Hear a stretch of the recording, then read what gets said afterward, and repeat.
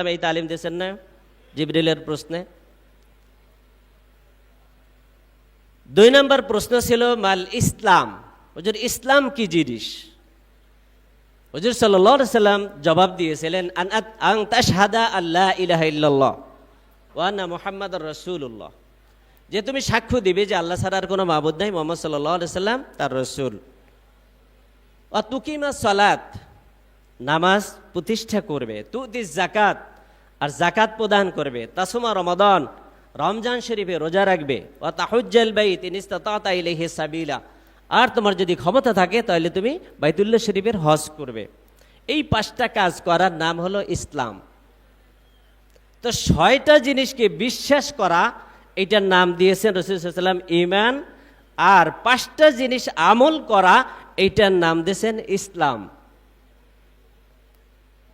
3 নম্বর, রাসূল পাক সাল্লাল্লাহু আলাইহি ওয়াসাল্লামের কাছে জিবরিল আমিন জিজ্ঞেস করলেন মাল ইহসান, ইহসান কি জিনিস? রাসূল পাক সাল্লাল্লাহু আলাইহি ওয়াসাল্লাম জবাব দিলেন আন তা'বুদাল্লাহা কান্নাকা তারাহু ফাইন লাম তাকুন তারাহু ফাইন্নাহু ইয়ারাকা, তুমি আল্লাহর এভাবে ইবাদত করবে যেন তুমি আল্লাহকে দেখে দেখে সিজদা দিতেছো। যদি এই হাল তোমার না হয়, দ্বিতীয় অপশন যে তোমাকে অন্তত খেয়াল করতে হবে যে আমি যে ইবাদত বন্দেগী যা কিছু করতেছি সব আল্লাহ দেখতেছেন। দেখেন, কারো যদি এইটা নজরে থাকে যে আল্লাহ আমাকে দেখতেছে, তার দ্বারা কি গুনাহ করা সম্ভব? তরিকাতপন্থীদের একটা আয়াতের মুরাকাবা করতে হয়, আলাম ইয়ালাম বিআন্নাল্লাহ ইয়ারা, সে কি জানে না যে আল্লাহ তো তাকে দেখতেছে, আল্লাহ তার সব হাল দেখতেছে। এইটা যদি তার নজরের সামনে যে খেয়ালে থাকে যে আমি যা কিছু করতেছি সব আল্লাহ দেখতেছেন, আমি আল্লাহ নজরের সামনে, তার দ্বারা কি গুনাহ করা সম্ভব হয়? তো দেখেন, আমার বলার উদ্দেশ্য এই 3টে জিনিস জিবরিল আমিন জিজ্ঞেস করলেন, রাসূল জবাব দিলেন। আমার এইগুলি বলা উদ্দেশ্য না, সবাই আপনারা জানেন, আমিও জানি। আমি যেই পয়েন্টটাকে মানে কোট করতে চাই সেটার সামনে এই প্রশ্ন করার পরে লোকটা চলে যাচ্ছে। উপস্থিত সাহাবায়ে কেরামদেরকে রাসূল পাক সাল্লাল্লাহু আলাইহি ওয়াসাল্লাম জিজ্ঞেস করলেন, তোমরা কি জানো এই লোকটা কে যে এসেছিলেন? আর জিজ্ঞেস করলেন। আরো প্রশ্ন ছিল যে কিয়ামত সম্পর্কে জিজ্ঞেস করছিল, তিনি বলছিলেন মাল মাসউল আন বিআলাম মিনাস সাইল, সেদিকে আমি যাব না। তো তারা বললেন যে না, যে আমরা তো জানি না, আল্লাহ এবং রাসূলই ভালো জানেন কে ছিলেন। তখন রাসূল পাক সাল্লাল্লাহু আলাইহি ওয়াসাল্লাম যেই কথাটা বলেছিলেন সেইটা শোনেন। বললেন হাদা জিবরিল আতাকুম ইউআল্লিমুকুম দীনাকুম, হাদা জিবরিল, এনে হলেন জিবরিল, আতাকুম, তিনি তোমাদের কাছে এসেছিলেন, ইউআল্লিমুকুম দীনাকুম, তোমাদের দ্বীন শিক্ষা দেওয়ার জন্য, তোমাদেরকে তোমাদের দ্বীন শিখানোর জন্য আসছিলেন, যে দ্বীন কি জিনিস, ধর্ম কাকে বলে, এই ধর্ম শিক্ষা দেওয়ার জন্য জিবরিল আমিন আমার কাছে এসে প্রশ্ন করে করে দ্বীন বা ধর্মের মৌলিক বিষয়গুলি সব জেনে গেলেন আর তোমাদেরকেও জানায় গেলেন।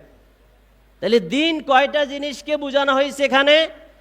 1 নম্বর ছিল ঈমান।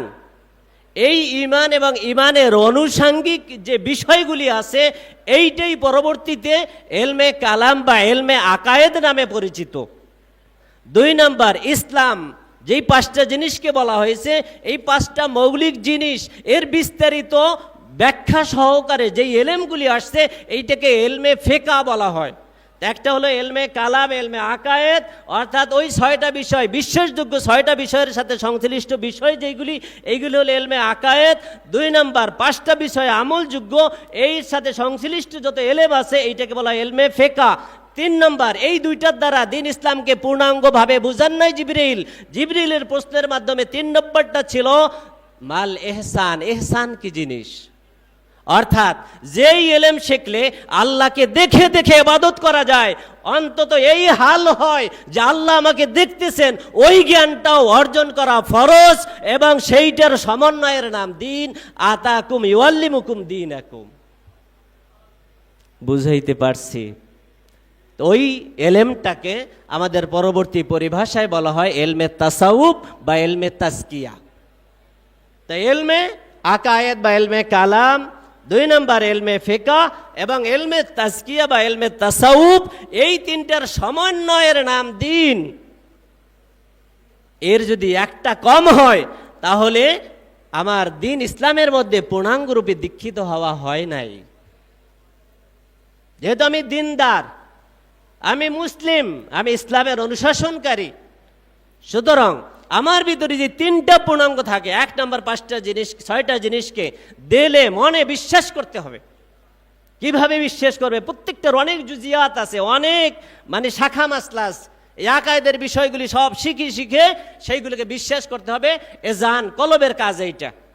2 নম্বর, ইলমে ফিকহ শরীয়তের যত মাসলা মাসাইল আছে ওই 5 জিনিসের সাথে সংশ্লিষ্ট সব মাসলা শিখে সেই অনুযায়ী বাস্তব জীবনে আমল করা, ইলমে ফিকহর মাধ্যমে শিখে সেই অনুযায়ী আমল করা, এইটার নাম হলো ইসলাম।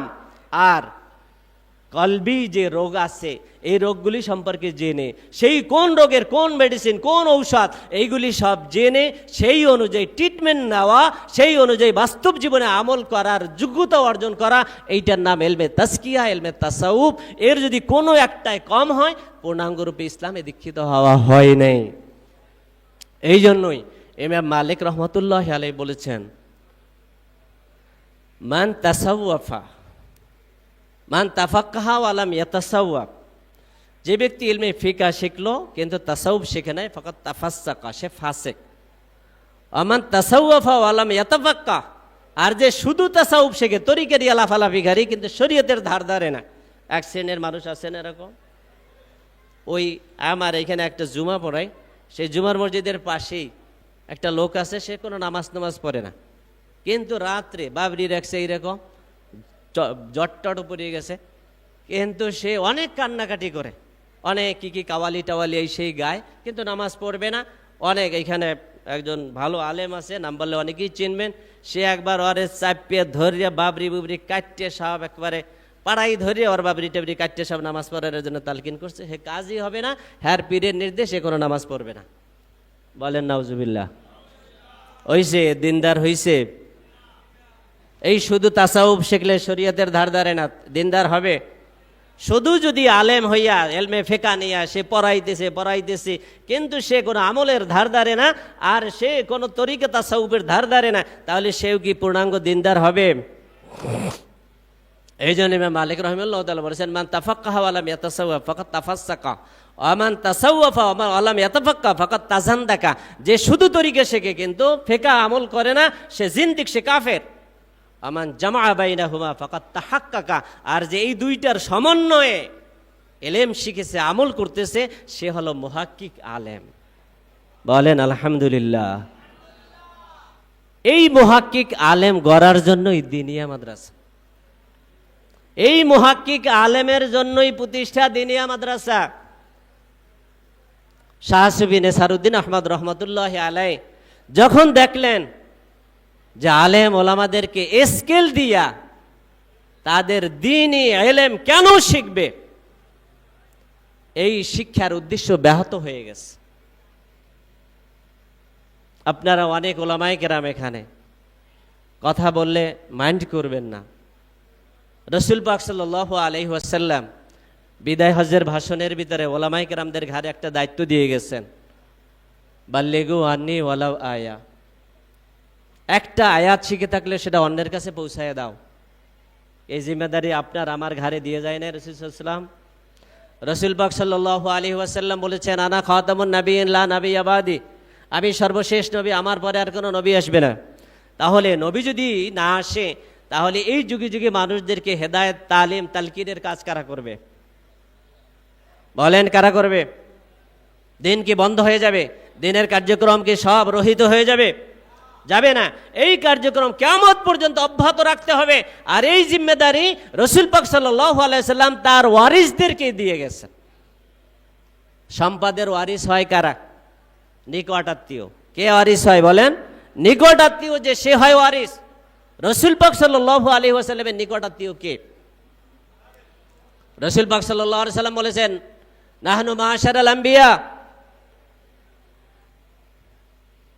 লা নুরিসু মা তারাকনা সাদাকা আও কামা ক্বালা আলাইহিস সালাতু ওয়াসসালাম। যে আমরা যে পরিত্যক্ত সম্পদ রেখে যাই এর কোনো ওয়ারিস বানাই না। পার্থিব সম্পত্তির, নবীদের রেখে দেওয়া পার্থিব সম্পত্তির কেউ ওয়ারিস হবে না। মা তারাকনা সাদাকা, আমরা যা রেখে যাই এগুলি সব সদগা হয়ে যায়, এগুলির কেউ ওয়ারিস হয় না, উত্তরাধিকারী হয় না। আর ওয়ারিস হয় কিসের? এলেমের।